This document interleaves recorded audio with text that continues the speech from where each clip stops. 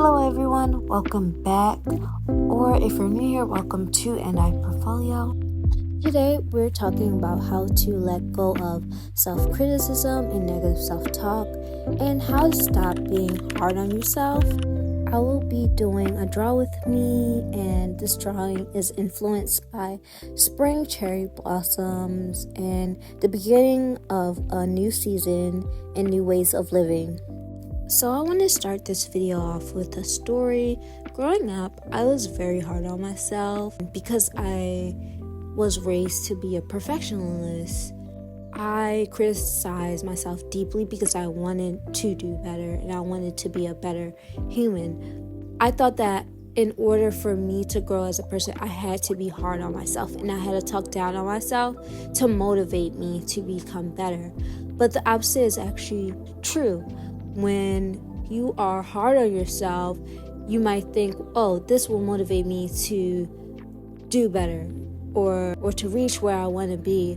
But it actually does the opposite effect and actually demotivates you from even starting or trying something new. So over the years, I've been working on my self-talk and I completely shifted the way I speak to myself. Now I speak to myself with gentleness and calmness, and it has up-leveled my life in so many ways. So here's what I learned and how I stopped being hard on myself and developed self-compassion. So the first tip, and this tip took me so long to figure out, is to set realistic expectations. Because when you set unrealistic expectations for yourself and you can't achieve them, that's when the negative self-talk creeps in. And if you are a perfectionist and have high standards for yourself, you are more prone to negative self-talk. So a simple solution is to set realistic expectations for yourself and celebrate small wins and small goals. So instead of for instance, having a whole to-do list of everything you want to accomplish, narrow that down to the 3 essential things and say to yourself, if I get these 3 essential things done, then I'm proud of myself, and celebrate that. And once you do that, you'll have energy to do more things on your list. So this is just an example of something you can do. This works with big goals as well. If you have big goals, narrow it down to one thing at a time. Something that's possible for you, something that's doable for you. And that will decrease the negative self-talk. So the second way to combat self-criticism is to challenge the self-criticism. Now, if you're used to always speaking down on yourself and it's how you were conditioned, this process and step can be really hard. So in order to make talking positively to yourself a habit and to stop being so negative, is you have to put into practice. So some practical tips on how you can put this into practice is by talking back to yourself and talking back to your negative self-talk. An example would be, maybe you have the negative self-talk, oh, I'm not enough. You talk back to it and you reaffirm yourself. So talk to yourself like you're talking to the younger version of yourself. If your younger version of yourself told you, oh, I'm not enough. For instance, you could say you are enough, you're doing the best you can, and that's in itself enough, and you're enough because you are a human. So yes, every time you have a negative self-talk, you have to train and rewire your brain to combat against it, and then eventually it will naturally be part of your vocabulary. So always talk to yourself like you're talking to the younger version of yourself, and I promise that will help switch your mindset. Another way to rewire your mindset to positive self-talk is through meditation, through specifically affirmations and guided meditation. Listening to affirmations and meditations at night helped me rewire my mindset to be more compassionate about myself, and I would find myself like repeating those things in my head like during the day, and it became my new norm. So another way to not be hard on yourself is to accept the truth that your worth is not dependent on what you do.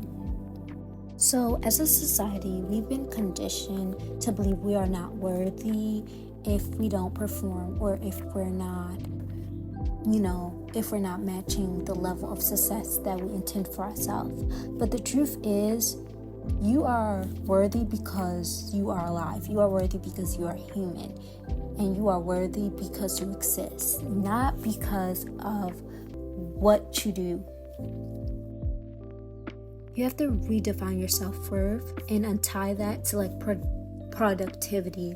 Like for me, I used to think, if I'm not like performing really well in school, I'm just not worthy, or I'm not doing enough.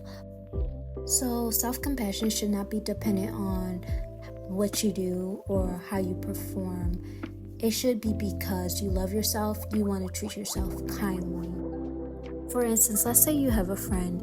You're not going to limit your self-compassion to them because they're not performing or they're not being productive. You give them self-compassion because you love them. That's how you should treat yourself. You love yourself so much that self-compassion is given like undoubtedly. So the final tip on how you can challenge negative self-talk and to stop being hard on yourself is to remember to give yourself grace during this human experience. Every person on this planet is trying to navigate life, and no one really has everything figured out. It's no such thing as perfection, and you're put on this earth to experience and to learn from life, not to have it right all the time.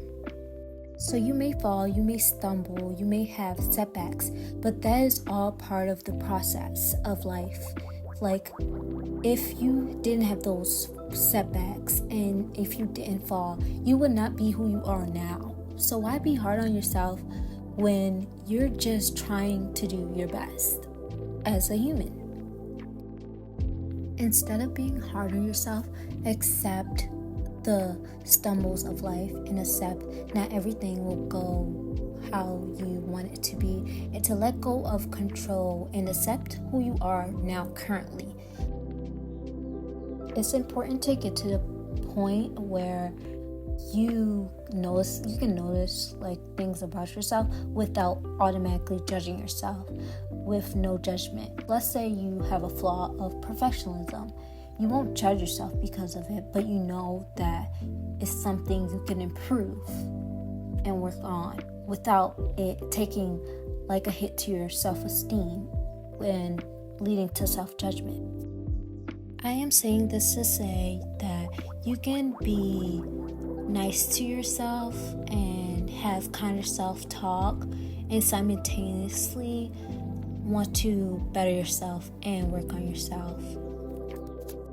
While it's natural to think that being hard on yourself will lead to change, it can actually derail you from the change you're seeking.